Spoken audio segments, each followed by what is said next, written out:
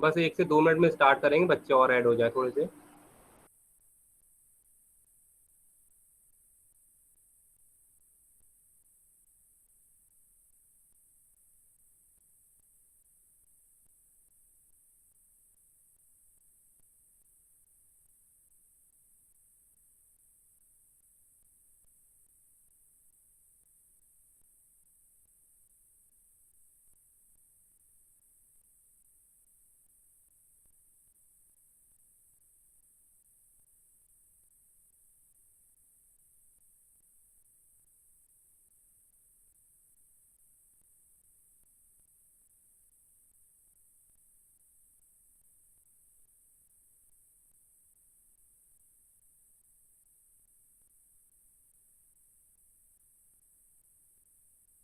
आज तो काफी स्ट्रेंथ कम लग रही है स्टूडेंट्स की। कोई खास बात है क्या?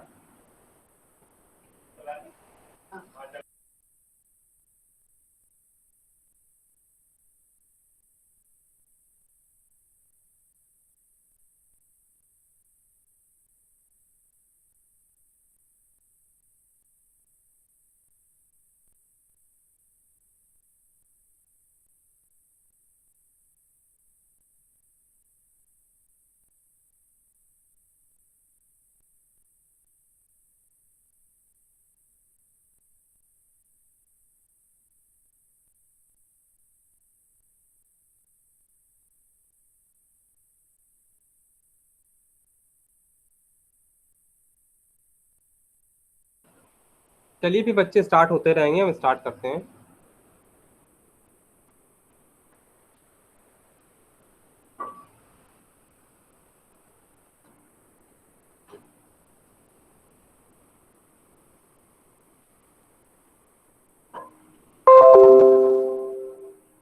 लास्ट टाइम में होगा तो याद होगा, तो हम लोगों ने थोड़ी सी फाइल हैंडलिंग पढ़ी थी, उसी के आगे से हम लोग कंटिन्यू करेंगे आज भी। तो जहाँ तक मुझे ध्यान है, शायद हम लोगों ने स्ट्रीमिंग, बाइट स्ट्रीमिंग, एग्जाम्पल और कैरेक्टर स्ट्रीमिंग जो थी, इनको विजिट कर लिया था। स्टैंडर्ड स्ट्रीमिंग जहाँ तक नहीं हुई थी, तो यहीं से ही कंटिन्यू कर लेते हैं। अगर हम स्टैंडर्ड स्ट्रीमिंग की बात करते हैं, यहाँ पे बच्चे भी दिखते रहे मुझे थोड़े से।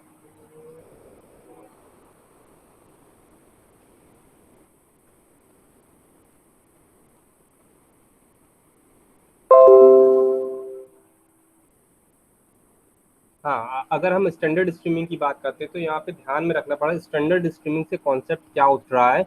मेन चीज आता है, अभी तक हम काम क्या कर रहे थे, एक फाइल ले रहे थे, वो फाइल के अंदर डेटा को स्टोर कर रहे थे, वो फाइल के डेटा को एक्सेस कर रहे थे। तो इस तरह का सारा काम अभी तक हम लोगों ने ऊपर वाले जितने भी कंटेंट पढ़े थे लास्ट टाइम में, उसमें देखे थे। इसी से थोड़ा सा इनहेंस फॉर्म में क्या कॉन्सेप्ट डेवलप किया गया, एक स्टैंडर्ड स्ट्रीमिंग की बात कर दी गई। यानी कि अभी तक हम जो ट्रेडिशनल काम फाइल में स्टोर करना, फाइल से एक्सेस करना काम करते हैं, इससे थोड़ा सा मॉडिफिकेशन फॉर्मेट, जैसे कि आप लोग हाईलाइटेड कीवर्ड्स भी देख रहे होंगे, इनपुट फ्रॉम द कीबोर्ड। यानी कि अब हम इनपुट कहाँ से ले रहे हैं, कीबोर्ड से ले रहे हैं, और आउटपुट कहाँ प्रोवाइड कर रहे हैं, स्क्रीन के ऊपर, कंप्यूटर स्क्रीन के भी प्रोवाइड करते हैं। तो इस तरह का सारा काम भी आप इजिली परफॉर्म कर सकते हो अपने जावा की फाइल के अंदर, या जावा की फाइल से। तो हम दोनों तरह के काम इस तरह के परफॉर्म किए जा सकते हैं। तो इसी कॉन्सेप्ट को लेके जो डेवलप किया गया है, स्टैंडर्ड स्ट्रीमिंग कॉन्सेप्ट डेवलप किया गया है। तो यहाँ पे जो लिखा हुआ है उसको भी एक बार देख लेते हैं, कुछ ऐसा क्यों ना छूट रहा हो। All the programming languages provide a support for standard input-output where the user's program can take input from the from a keyboard and provide the output on the computer screen। यानी कि हम इनपुट कीबोर्ड से ले रहे हैं और provide कर रहे हैं किस पे, कंप्यूटर की स्क्रीन के ऊपर कंटेंट। तो इतना ही मेन चीज हमारा स्टैंडर्ड स्ट्रीमिंग में कॉन्सेप्ट में एग्जिस्ट करता है। अगर इसी चीज को हम सी और सी प्लस प्लस की प्रोग्रामिंग में देखें तो हम लोग को शायद याद होगा, तो एस टी डी यानी कि स्टैंडर्ड इनपुट और आउटपुट का यूज किया करते थे। शायद आप लोगों ने, बहुत कम होता है कि हम लोग एरर वाला भी यूज करते थे, तो एस टी डी एरर भी हमारे पास एक कॉन्सेप्ट होता था, तो शायद आप लोगों ने यूज किया हो।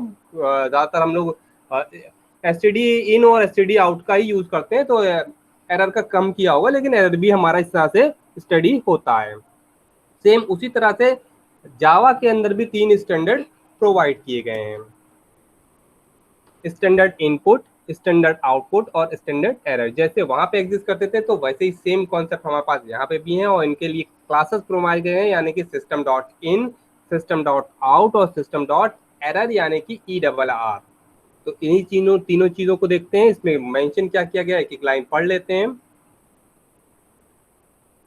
This is use to feed the data to users program, and usually a keyboard is used as standard input stream, यानी कि कीबोर्ड को आप एज ए स्टैंडर्ड इनपुट की स्ट्रीम की तरह से यूज कर रहे हैं। तो अभी हम लोगों ने जो समझा था उसी को इन्होंने मेंशन कर दिया है, एज ए स्टैंडर्ड इनपुट में एग्जिस्ट कहाँ करता है। इसको अगर हाईलाइट करना है तो आप हाईलाइट कर सकते हो सिस्टम डॉट इन के अंदर। इसी के साथ सेम इसका रिवर्स ऑर्डर हमारे पास क्या आता है, स्टैंडर्ड आउटपुट। आप स्टैंडर्ड आउटपुट के लिए भी यहाँ पे देखोगे तो users program and usually a computer screen is used to standard output stream represented as standard output. कहाँ किसके थ्रू रिप्रेजेंट किया जाता है, हमारे स्टैंडर्ड आउटपुट के थ्रू रिप्रेजेंट किया जाता है। अगर कोई एरर को मेंटेन करना है तो फिर हम कैसे देखेंगे, उस एरर को भी डिस्प्ले करा सकते हैं हम अपने कंप्यूटर के स्क्रीन पे, एक्सेस करेंगे और प्रोवाइड करा देंगे। तो क्योंकि हमने ऑलरेडी बताया, शायद आप लोगों ने उस एरर का वहां पे भी यूज किया हो, तो नहीं यूज किया कोई दिक्कत नहीं, हम यहाँ पे देखते हैं। Usually a computer screen use to standard error streaming. जितनी भी स्टैंडर्ड एरर होती है उसको हम डायरेक्टली एक्सेस कर सकते हैं और अपने सिस्टम की स्क्रीन पे भी प्रोवाइड करा सकते हैं। उसके लिए हेल्प कौन सा हमारा क्लास करेगी, सिस्टम डॉट एरर। तो इस शॉर्ट में ERR मेंशन किया जा रहा होता है। इसका क्लास, इसका एक प्रोग्राम आ गया। चलिए फिर हम लोग इस छोटे से प्रोग्राम को रन करा के देखते हैं।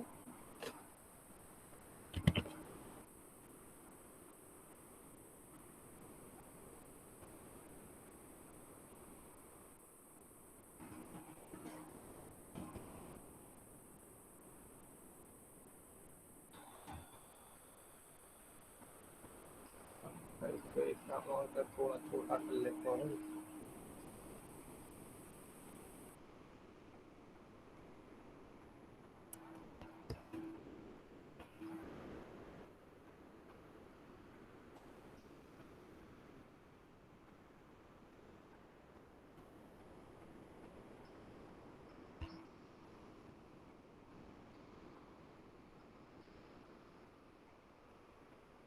क्लास का नाम हमारा पास ये आ गया है। इसमें देख लें, फाइल एग्जिस्ट नहीं करती, इनपुट्स और सिस्टम डॉट इन से आप ले रहे हो, रीड कर रहे हो और प्रिंट करा रहे हो। हम इसको सेव करते हैं। पहले क्लास का नाम आप एक बार देख लो, उसके बाद सेव पे क्लिक कर दो, उसके बाद यहाँ पे ले आओ डॉट जावा, और सेव हम लोगों ने कहाँ पे कर रहे हैं, मैथड में। सेव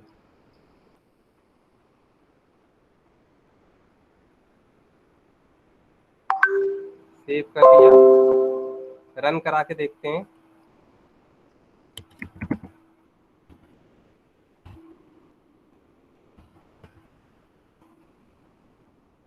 कहाँ पे आई, कुछ एरर एग्जिस्ट करता बता रहा है।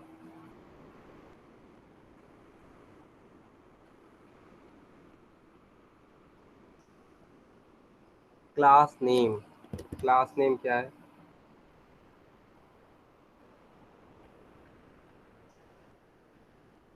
मॉडिफाई कर लेते हैं क्लास नेम को।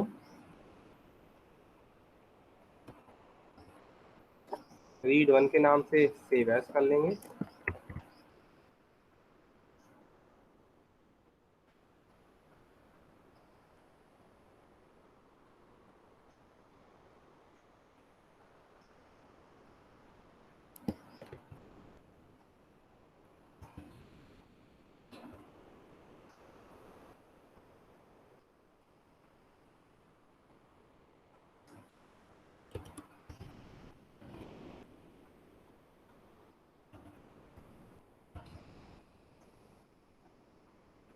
कोई क्लास नेम से क्लैश हो रहा होगा, सकता है मैंने इससे पहले बनाया हुआ वो प्रोग्राम, उसकी वजह से क्लास नेम से क्लैश हो रहा होगा, तो उसको मैंने रीनेम कर दिया। रीनेम कर दिया तो हमारा वो कॉन्सेप्ट जो एरर था वो रिमूव हो गया।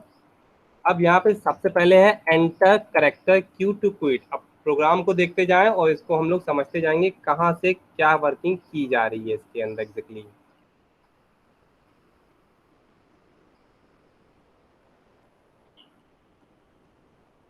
इसको बताने की रिक्वायरमेंट नहीं है क्योंकि ऑलरेडी हम लोग बिना इनपुट आउटपुट जो भी हम परफॉर्म कर रहे हैं तो हमें लाइब्रेरी ऐड कराने की रिक्वायरमेंट है।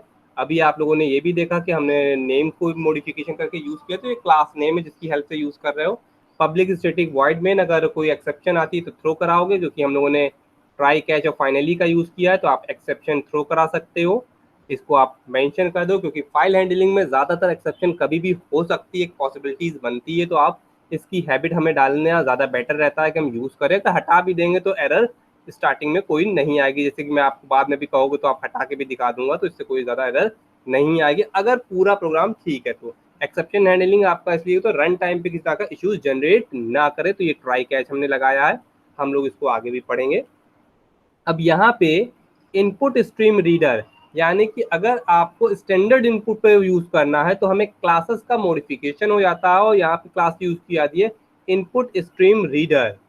इनपुट स्ट्रीम रीडर के लिए हमने सी इन नाम का एक ऑब्जेक्ट ले लिया है जिसमें नल स्टोर कर दिया है। अब सी इन के लिए हमने क्या किया है, इसके बाद ट्राई के अंदर मेंशन करें, अगर कोई एरर आए तो फिर कैच उसको या फाइनली उसको मेंटेन करें। अदरवाइज सीन में क्या कर रहे हैं हम, सीन के अकॉर्डिंग सिस्टम जो इसका ऑब्जेक्ट है वो क्रिएट किया जा रहा है। तो यहाँ पे न्यू कीवर्ड इसमें ऑब्जेक्ट क्रिएट करने में हेल्प रहता है। और किसमें किसकी हेल्प से क्रिएट करेंगे, सिस्टम डॉट इन, जो अभी अभी हम लोगों ने पढ़ा था अपने पीपीटी में। तो सिस्टम डॉट इन जो होता है वो हमारा इनपुट क्रिएट कराने के लिए हेल्प करता है। तो ये जो हमारा क्लास होगा उसका हम क्या बना रहे हैं, यहाँ पे एक ऑब्जेक्ट बना रहे हैं, क्योंकि यहाँ पे हमने एज ए रेफरेंस वेरिएबल में नल स्टोर कर दिया था और हमने यहाँ पे इसका ऑब्जेक्ट क्रिएट कर दिया है। यहाँ पे मेंशन किया गया है कि आप क्या एंट्री करोगे जिसकी वजह से ये लूप टर्मिनेट हो जाएगा, जो इसके नीचे आपको दिखाई दे रहा है। यहाँ पे डू वाइल लूप का मेंशन किया गया है। डू वाइल लूप का मतलब होगा C is equal to char, character input कर रहा है, क्योंकि आप यहाँ से रीड करोगे तो कुछ भी रीड करोगे आप, हो सकता है कि आप 1 2 3 4 कुछ भी, आप कोई भी चीज रीड करो, उसको कन्वर्ट करके सी के अंदर स्टोर करो, सिंगल करेक्टर को ही स्टोर करेगा। और सिस्टम डॉट प्रिंट से, यानी कि जितने भी करेक्टर आप इनपुट करते जाओगे उसको प्रिंट कराता है जब तक कि आप क्यू स्मॉल क्यू एंटर नहीं करते हो। इसके बाद जब हम फाइनली में आएंगे तो अगर हमारा नॉट नल यानी कि इसके अंदर वैल्यूज नहीं है तो फिर आप क्लोज कर दो। तो सीन में जैसे ही इनपुट खाली हो जाएगा सीन, तो आप उसको क्लोज कर दोगे। तो इस पे हम वापस अपने कंसोल स्क्रीन पे आते हैं जैसा था। अब आप कोई भी करेक्टर इनपुट करोगे डिस्प्ले कर देगा, कोई भी इनपुट करोगे डिस्प्ले कर देगा। जैसे ही आप कैपिटल में क्यू में किया, बाहर आए नहीं हुआ स्मॉल, क्योंकि हमने case Java my case sensitive है, तो कैपिटल और स्मॉल दो है, अलग डिफरेंट है। जैसे ही हमने स्मॉल क्यू दिया, और यहाँ पे देखिए बहुत अच्छा एक और एग्जाम्पल मिला है डू वाइल लूप का, कि हमने जैसे ही क्यू दिया था स्मॉल, उसको डिस्प्ले किया और उसके बाद एग्जिट किया। तो हमें कुछ ऐसा भी समटाइम्स काम आ जाते हैं कि जो आपने इनपुट यूजर से लिए थे वो उसको डिस्प्ले किया और उसके बाद एग्जिट किया, उसने बताया कि आपने क्यों इनपुट किया है और इसके बाद हम इसको टर्मिनेट कर रहे हैं। तो ये हमारे एक बढ़िया एग्जाम्पल भी हो जाता है समटाइम, क्योंकि आप कई बार बच्चे पूछते हैं कि डू वाइल लूप का एग्जाम्पल बढ़िया सा क्या होगा, तो ये बहुत अच्छे फाइल हैंडलिंग एग्जाम्पल दिखते हैं समटाइम्स, कि हमारा वो वैल्यूज भी दिख रही है जिससे हम अपने प्रोग्राम को टर्मिनेट कर रहे हैं। तो इस तरह का हम नॉर्मली देख सकते हैं। उम्मीद है थोड़ा बहुत ये समझ में आया हो, क्योंकि ये जब तक आप लोग खुद से उसका एक बार प्रैक्टिकल नहीं करोगे तो भी थोड़ा सा मुश्किल रहता है समझना। तो जब भी मौका मिले तो आप इसके प्रैक्टिकल करके ज़रूर देख लीजिएगा। एक और एग्जाम्पल है, देख लेते हैं इसको भी, क्योंकि वैसे भी ये सारे एग्जाम्पल मेरे द्वारा रन कराए हुए होते हैं एक बार।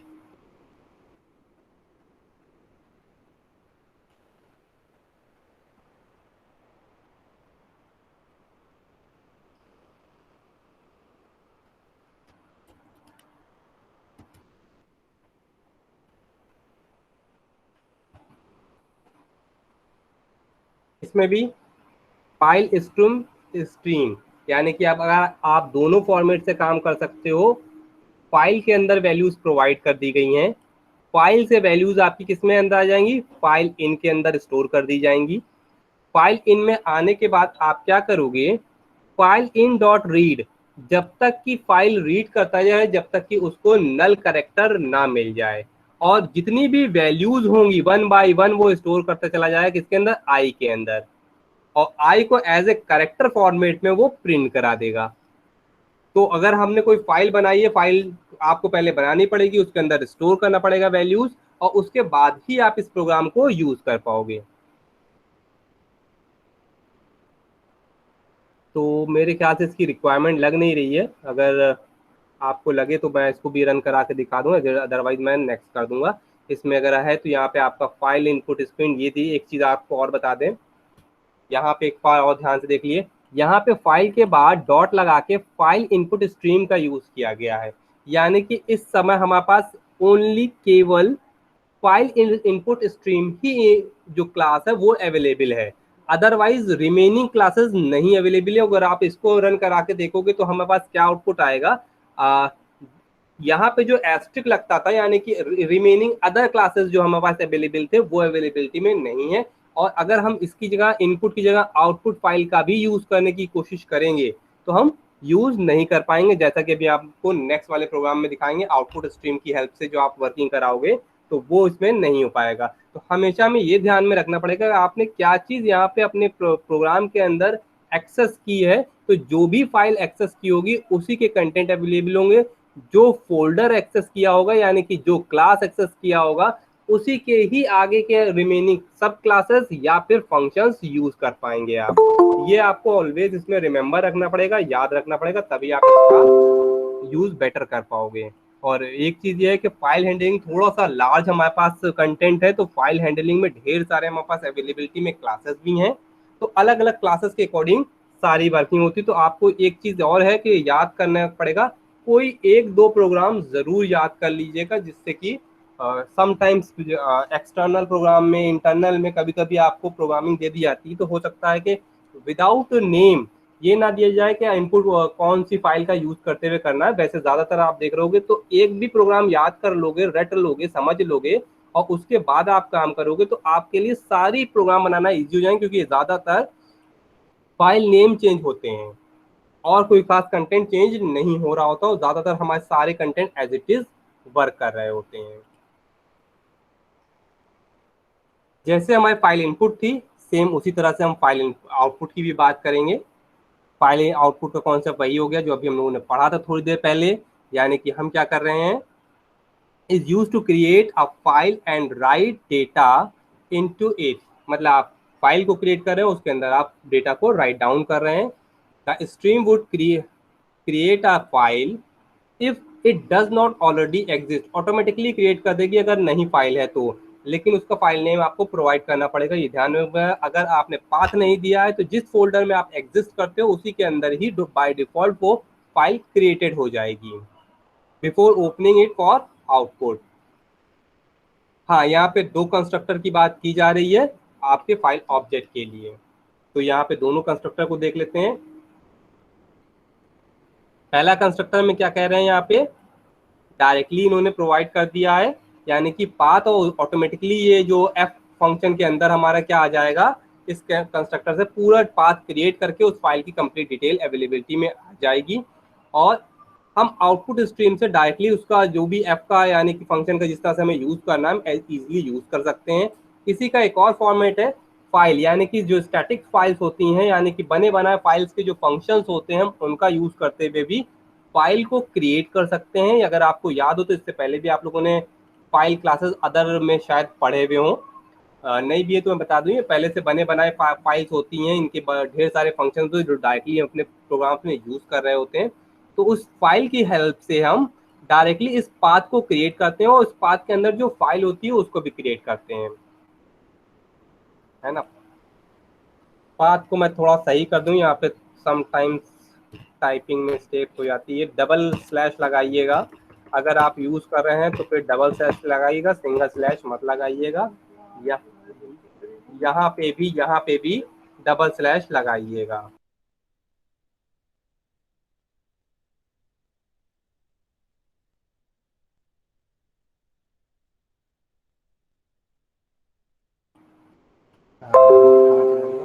हाँ, तो ये आप स्लैश ये वाले ना लगा के आप ये वाले स्लैश लगाइएगा, तो आपकी फाइल प्रॉपरली क्रिएट हो जाएगी।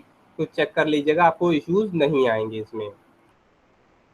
तो दोनों फॉर्मेट से आप इसका ऑब्जेक्ट बन जाएगा, उस ऑब्जेक्ट को आप आउटपुट स्ट्रीम के अंदर पास कर दोगे, तो तब भी हमारा जो हमारा फंक्शन है, तो यहाँ पे नेम चेंज कर लीजिएगा, तो दो हमारे डिफरेंट हो जाएंगे, ऑब्जेक्ट क्रिएटेड हो जाएंगे इस तरह से। तो आपका किसी तरह का कोई इश्यूज नहीं आने वाला, और दोनों कंस्ट्रक्टर आपके इजिली रन कर जाएंगे। तो चलिए इसका एक छोटा सा एग्जाम्पल देखते हैं।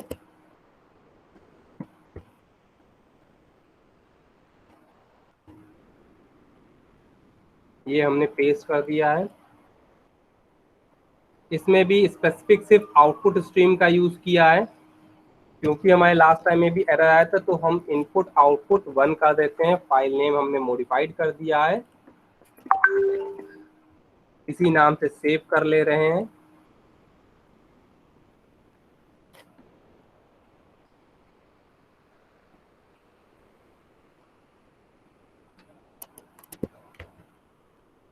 डॉट जावा मेथड के अंदर स्टोर कर रहे हैं, तो हम डायरेक्टली स्टोर कर देंगे।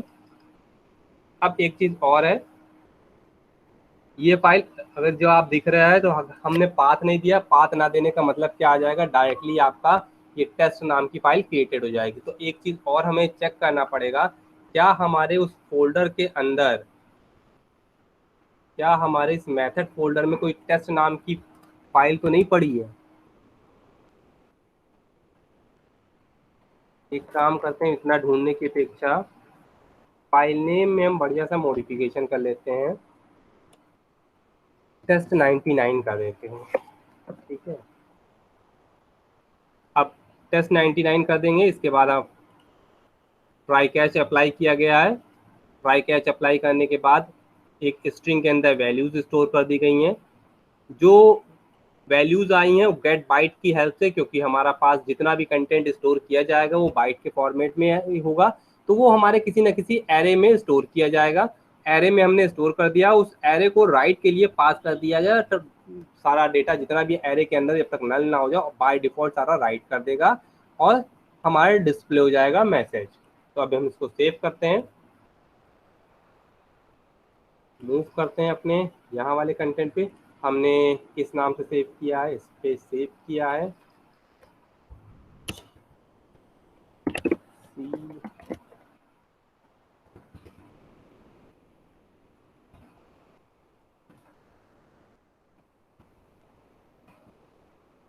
तो ये देखिए मैसेज भी आप लोग दिख रहा होगा, फाइल इज सक्सेसफुली अपडेटेड, यानी कि हमारी फाइल वो क्रिएटेड हो चुकी है और हम इजीली इस फाइल का यूज कर सकते हैं। अगर हम यहाँ पे फाइंड आउट करते हैं, तो देखते हैं क्या था हमारी टेस्ट फाइल। तो टेस्ट फाइल बहुत सारी हैं, हमें ये देखना है 99 कहाँ है। ये जो 99 फाइल थी, उसके अंदर हमारे पास वो डेटा मेंशन हो गया जो हम लोगों ने राइट डाउन किया था। तो इजीली वो डेटा मेंशन कर जाता है। इसमें राइट वाली फाइल में ज़्यादा इजी होता है, क्योंकि इसमें फॉर लूप में भी ज़्यादा रिक्वायरमेंट नहीं पड़ती। राइट के अंदर जो भी आप जितनी भी बाइट का एरे प्रोवाइड कर देते हो, वो पूरा का पूरा एरे इजिली राइट डाउन कर दिया जा रहा होता है, तो कोई इश्यूज यहाँ पे जनरेट होते नहीं है, इजिली हम लोग आगे मूव कर जाते हैं। तो एक काम करते हैं, हम यहीं पे रोकेंगे और इसी के साथ आपको हम, हाँ, यहीं पे ही हम आपका ये रोक देते हैं, क्योंकि आपका एक छोटा सा एसटी भी क्रिएटेड है। तो अब मैं एसटी को एक्टिवेट कर दे रहा हूँ। आप लोग अपने गूगल क्लासरूम पे मूव करोगे, वहाँ पे अपना एसटी फिल कर दोगे। तो सबसे पहले मैं अपनी रिकॉर्डिंग स्टॉप करके आपको एसटी की तरफ मूव करा देता हूँ और